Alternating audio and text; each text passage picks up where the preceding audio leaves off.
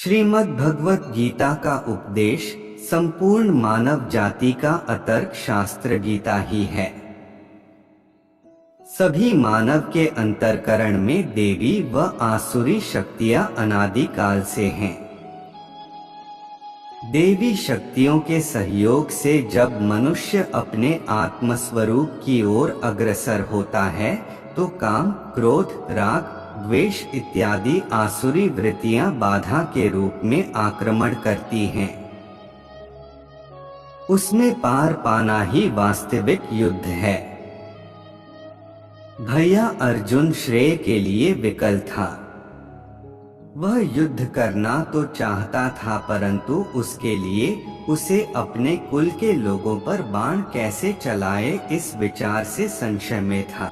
इसीलिए भगवान को 18 अध्याय गीता समझानी पड़ी। उसके पश्चात भगवान ने पूछा कि कुल के प्रति तेरा मोह भंग हुआ कि नहीं। तब भैया अर्जुन ने स्वीकार किया कि हाँ, अब मेरा मोह कुल के प्रति भंग हो गया है। अब मैं वैसा ही करूँगा जैसा कि भगवान ने उपदेश दिया है। यह मानव मात्र की शंका है। ये केवल अर्जुन की शंका नहीं थी, यह मानव मात्र की शंका है कि श्रेय क्या है, उसे कैसे प्राप्त किया जाए। इसलिए स्त्री, पुरुष, बाल, वृद्ध सभी को गीता के 18 अध्याय का पाठ करना परम आवश्यक है। इसके ज्ञान के बिना मानव कल्याण की कल्पना करना व्यर्थ है। गीता के ज्ञान से बच्चों में भी कल्याणकारी संस्कारों का सृजन होता है। इस गीता ज्ञान के बिना कोई भी मनुष्य ईश्वर के पथ पर नहीं चल सकता। इसके नियमित श्रवण से परिवार तथा संपूर्ण जगत को सुसंस्कृत करें। संसार में मनुष्य कहीं भी हो, उसको गीता की अमृतवाणी को ग्रहण करना चाहिए। हे अर्जुन, मैं भूत, वर्तमान और भविष्य के सभी प्राणियों को जानता हूँ, किंतु वास्तविकता में मुझे कोई नहीं जानता। भगवान सिर्फ वहाँ नहीं है जहाँ हम पूजते हैं, भगवान तो वहाँ भी हैं जहाँ सब पाप करते हैं। तुम क्यों व्यर्थ में चिंता करते हो?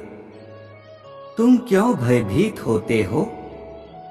कौन तुम्हें मार सकता है? आत्मा न कभी जन्म लेती है और न ही इसे कोई मार सकता है।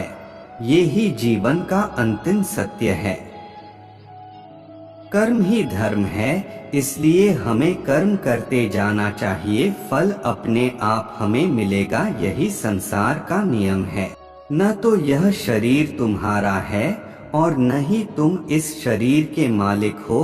यह शरीर 5 तत्वों से बना है, आग, जल, वायु, पृथ्वी और आकाश। एक दिन यह शरीर इन्हीं 5 तत्वों में विलीन हो जाएगा। खुद को कमजोर मान रखा है, वरना जो तुम कर सकते हो वो दूसरा नहीं कर सकता। जब तक तुम डरते रहोगे तब तक तुम्हारे जीवन का निर्णय दूसरे लोग लेते रहेंगे। अगर आप किसी को छोटा देख रहे हो तो आप उसे या तो दूर से देख रहे हो या अपने भीतर के अहंकार से तेरा मेरा, छोटा बड़ा, अपना पराया मन से मिटा दो। फिर सब तुम्हारा है और तुम सबके हो। शरीर जल से पवित्र होता है, मन सत्य से, बुद्धि ज्ञान से, आत्मा धर्म से। जीवन में कष्ट कभी कम हुए ही नहीं, बल्कि आप सीख गए कि उनके साथ समय कैसे व्यतीत करना है। हे पार्थ, जन्म लेने वाले प्राणी की मृत्यु उतनी ही निश्चित है जितना हर व्यक्ति का जन्म निश्चित है। इसलिए हे पार्थ, जो निश्चित है उस पर शोक मत करो।